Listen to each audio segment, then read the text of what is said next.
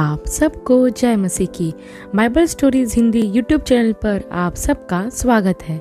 आज मैं आपको नमक और ज्योति के दृष्टांत के बारे में बताने वाली हूँ, जिसका वर्णन आपको मत्ती रचित सुसमाचार के 5 अध्याय में 13 वचन से 16 वचन तक देखने को मिल जाएगा। इससे पहले प्रियो कि हम वीडियो को शुरू करें, आप हमारे Bible stories Hindi YouTube channel को सब्सक्राइब करना और बेल आइकन को दबाना ना भूलिएगा। तो आइए प्रियो हम इस वीडियो को शुरू करते हैं। यह उस समय की बात है जब प्रभु यीशु अपने सेविकाई के शुरुआती समय में थे और अलग अलग स्थानों पर जाकर सुसमाचार प्रचार किया करते थे तथा लोगों को उनकी बीमारियों से चंगाई दिया करते थे। तब एक दिन ऐसा हुआ कि प्रभु भीड़ को देखकर एक पहाड़ पर चढ़ गए और जब चेले उसके पास आए तो वह अपना मुंह खोलकर उन्हें उपदेश देने लगा। सबसे पहले प्रभु ने धन्य वचनों को बताया, जिसका वीडियो हम पहले ही बना चुके हैं। धन्य वचनों के बारे में आप हमारे चैनल पर अपलोड की गई वीडियो में देख सकते हैं, जिसका लिंक आपको इस वीडियो की डिस्क्रिप्शन में मिल जाएगा। तब धन्य वचनों के बाद प्रभु ने कहा कि तुम पृथ्वी के नमक हो, परंतु यदि नमक का स्वाद बिगड़ जाए तो वह फिर किस वस्तु से नमकीन किया जाएगा? फिर वह किसी काम का नहीं, केवल इसके कि बाहर फेंका जाए और मनुष्य के पैरों तले रौंदा जाए। तुम जगत की ज्योति हो। जो नगर पहाड़ पर बसा हुआ है वह छिप नहीं सकता, और लोग दिए जलाकर पैमाने के नीचे नहीं परंतु दीवट पर रखते हैं, तब उससे घर के सब लोगों को प्रकाश पहुंचता है। उसी प्रकार तुम्हारा उजियाला मनुष्यों के सामने चमके कि वे तुम्हारे भले कामों को देखकर तुम्हारे पिता की जो स्वर्ग में है बड़ाई करें। प्रियो, अब कुछ महत्वपूर्ण बातें हैं जो प्रभु हमें नमक और ज्योति के उदाहरण के माध्यम से समझाना चाहते हैं। सबसे पहले हम नमक के उदाहरण के बारे में देखते हैं। प्रियो, आप सोच रहे होंगे कि प्रभु ने हमें नमक क्यों कहा, तो इसे समझने के लिए सबसे पहले हमें नमक के गुणों को जानना जरूरी है। नमक का सबसे पहला गुण यह है कि नमक किसी खाद्य पदार्थ को खराब होने से बचाता है, अर्थात नमक खाद्य पदार्थों को सुरक्षित रखता है। जैसे यदि आप मांस या गोश्त में नमक डालकर रखते हैं तो उसे बिना बर्फ या बिना फ्रिज के कई महीनों तक रखा जा सकता है और वह खराब भी नहीं होता है। ठीक इसी तरह यह संसार भी खराब या नष्ट हो रहा है, क्योंकि इस संसार में कई प्रकार की बुराइयां हैं। लोग परमेश्वर, सच्चे परमेश्वर को नहीं जानते और ना ही उसकी आज्ञा मानते हैं। इस संसार के लोग खराब खाद्य पदार्थ के जैसे आत्मिक रूप से नष्ट होते जा रहे हैं, लेकिन हम विश्वासियों को प्रभु ने नमक के रूप में इस संसार में रखा है ताकि हम इस नष्ट और खराब होते हुए संसार को बचा सके।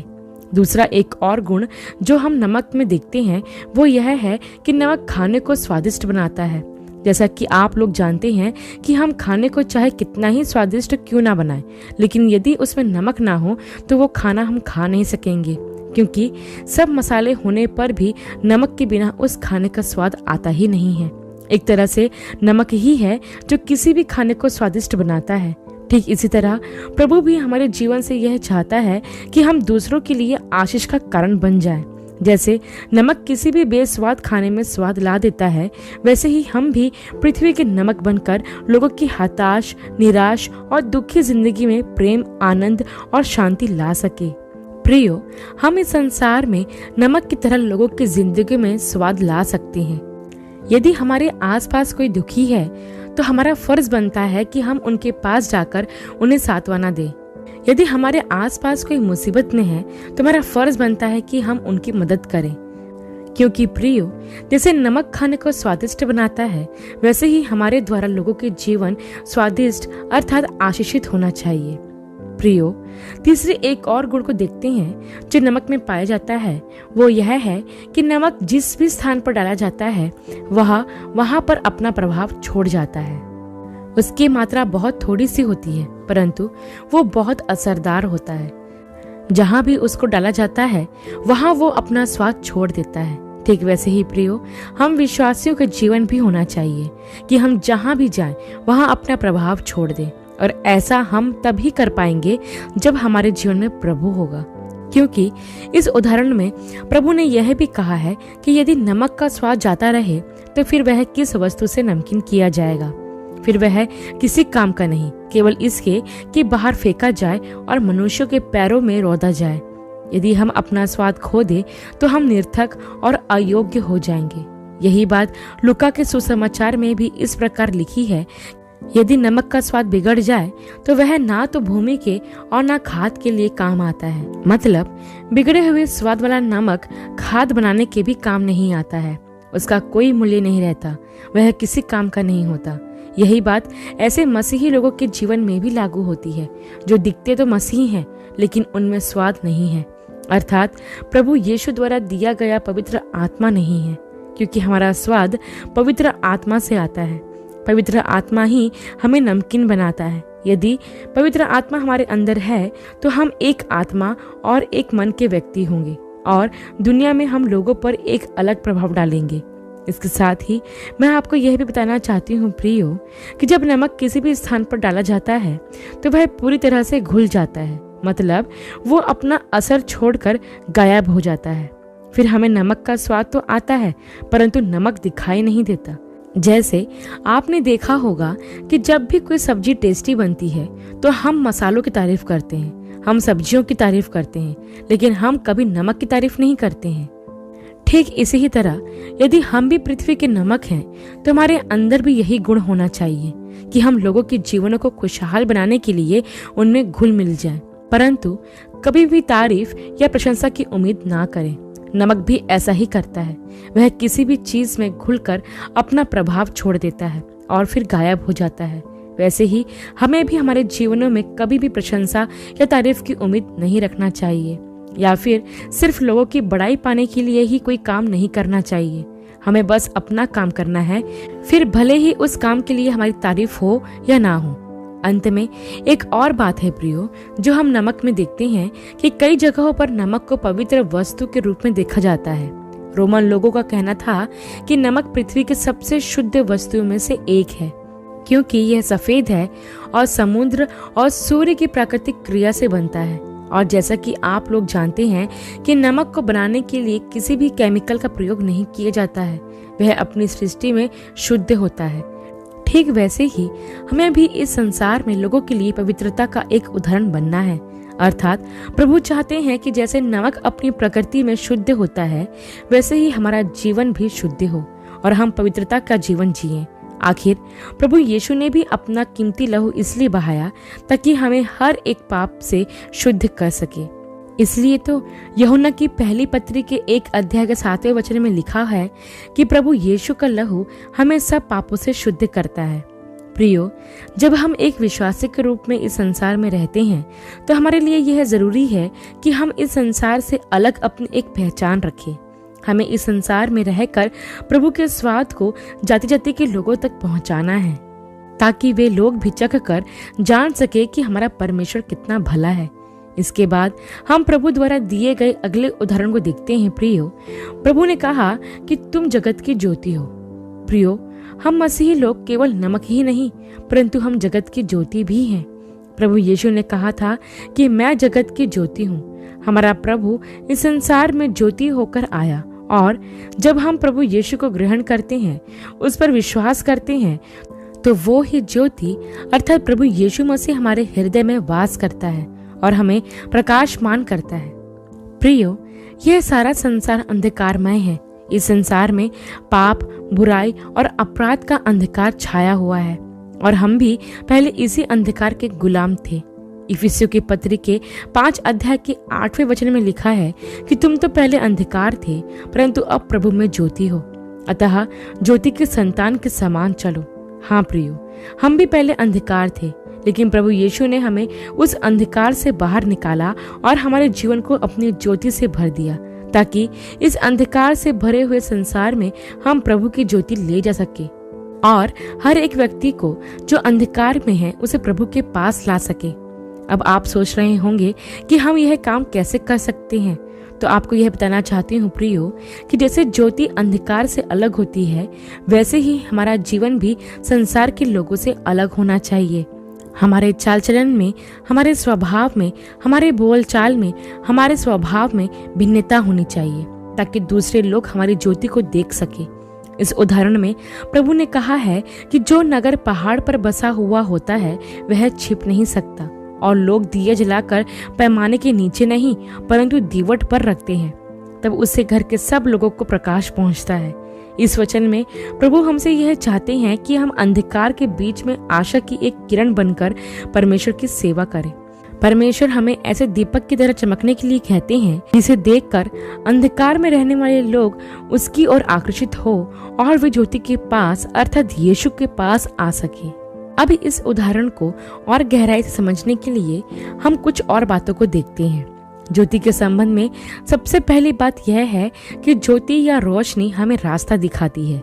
जैसे जब हम अंधेरे में होते हैं तो अंधकार के कारण हमें समझ नहीं आता कि हमें जाना कहाँ है, लेकिन यदि हमारे पास टॉर्च हो या फिर लैंप हो तो हम उसकी रोशनी में रास्ते को देख सकते हैं और तब हमें मालूम रहता है कि हमें कहाँ जाना है या फिर हम सही रास्ते पर चल रहे हैं या नहीं। ठीक इसी तरह प्रभु चाहते हैं कि हमारा जीवन भी लोगों के लिए एक मार्गदर्शक बन सके, ताकि जो लोग अंधकार में भटक रहे हैं और खो गए हैं उन्हें हम सही राह दिखा सके, ताकि वे भी एक सही दिशा में आगे बढ़ सके। एक और महत्वपूर्ण बात प्रियो कि रोशनी या प्रकाश देने के लिए किसी भी चीज को जलना पड़ता है। उदाहरण के लिए आप मोमबत्ती को ही देख लीजिए। जब हम मोमबत्ती को जलाते हैं तो उसे प्रकाश देने के लिए खुद जलना पड़ता है। जब तक वह जलेगी नहीं तब तक हमें रोशनी नहीं मिलेगी। वैसे ही हमारा जीवन भी है। यहाँ जलने का मतलब है सैक्रिफाइस करना या बलिदान देना। जैसे मोमबत्ती खुद सैक्रिफाइस करती है और दूसरों को रोशनी देती है, वैसे ही हमें भी हमेशा सैक्रिफाइस करने के लिए तैयार रहना है। जब हम इस संसार में प्रभु की ज्योति के रूप में रहते हैं तो हमें हर प्रकार से और हर बात के लिए सैक्रिफाइस करना आवश्यक है। हमारा जीवन स्वार्थ रहित जीवन होना चाहिए। हमें कभी अपने फायदे या अपने लाभ के बारे में नहीं सोचना है। हमारा बस एक ही उद्देश्य होना चाहिए कि ज्यादा से ज्यादा लोग अंधकार से ज्योति की ओर आ सके। मतलब जितना हो सके हम उतना लोगों को सच्ची ज्योति प्रभु यीशु के पास ला सके। फिर उसके लिए हम मोमबत्ती की तरह जलकर खाक ही क्यों ना हो जाएं। रोशनी या ज्योति के विषय में एक और बात प्रियो कि रोशनी अंधकार को दूर करती है। जैसे आपने देखा होगा कि जब एक बंद अंधेरे कमरे में मोमबत्ती या बल्ब जलाया जाता है तो उससे कमरे का अंधेरा दूर हो जाता है।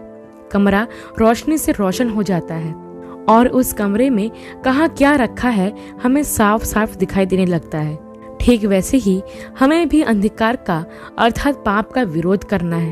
आपने देखा होगा कि अंधकार ज्योति से दूर भागता है और अंधियारे और उजियाले का कोई मेलजोल नहीं हो सकता है। ठीक इसी तरह हमें भी अंधियारे के कामों का विरोध करना है। एक और बात प्रियो कि जैसे ज्योति पेड़ पौधों को बढ़ने में मदद करती है, वैसे ही हमें भी दूसरे लोगों की आत्मिक उन्नति के लिए काम करना है। प्रियो, आप जानते ही होंगे कि पेड़ पौधे और यहाँ तक जानवरों के लिए और हमारे लिए भी रोशनी कितना आवश्यक है।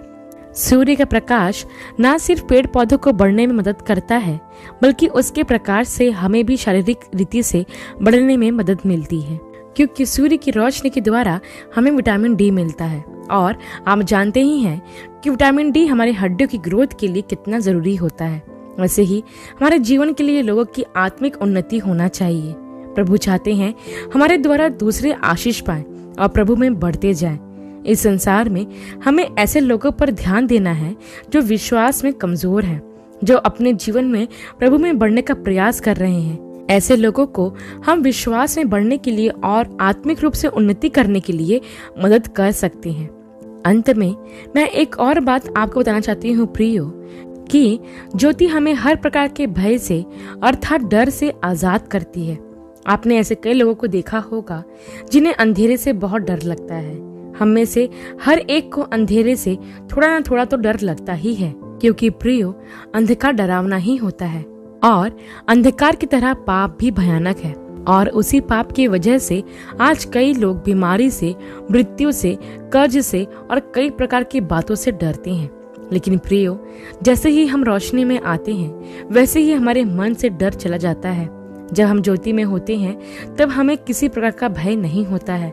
ठीक वैसे ही प्रियो, आज कई लोग अंधियारे से डरकर अपना जीवन बिता रहे हैं। कई लोगों का जीवन बीमारी के अंधेरे में, मृत्यु के अंधेरे में, डिप्रेशन के अंधेरे में, धोखे के अंधेरे में और चिंता के अंधेरे में है। अब हमारा फर्ज है कि हम ऐसे लोगों को पाप के अंधकार से अर्थात डर से बाहर निकालें और उन्हें ज्योति में लेकर आए, ताकि उनका जीवन भी अंधकार के डर से आजाद हो जाए।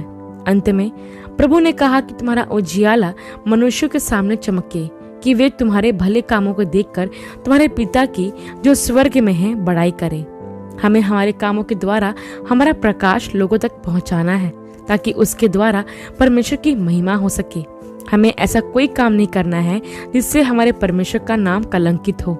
इस संसार में अर्थात अंधकार से भरे हुए संसार में अपने कामों के द्वारा प्रभु की ज्योति सब तक पहुंचाए, तभी हम अपने जीवन से परमेश्वर की महिमा कर पाएंगे। आशा करती हूँ प्रियो कि नमक और ज्योति के उदाहरण पर किया गया यह अध्ययन आपके लिए आशीषमय रहा होगा। अगली वीडियो में एक नए विषय के साथ आप सबसे फिर मुलाकात होगी। तब तक के लिए आप सबको जय मसीह की।